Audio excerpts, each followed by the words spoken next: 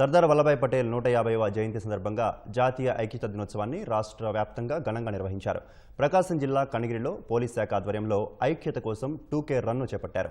ఈ ర్యాలీలో పోలీసు సిబ్బందితో పాటు విద్యార్థులు పాల్గొన్నారు.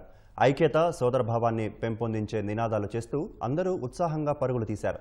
విశాఖ జిల్లా భీమునిపట్నం, పద్మనాభం, ఆనందపురంలో రన్ ఫర్ యూనిటీ కార్యక్రమాన్ని నిర్వహించారు. ఈ ర్యాలీలో స్థానిక యువకులు, పోలీసులు పాల్గొన్నారు. ఏక్తా దివస్ను పురస్కరించుకుని బాపట్ల జిల్లా పర్చూరు ఎస్ఐ జీవి చౌదరి ఆధ్వర్యంలో 2K రన్ను నిర్వహించారు.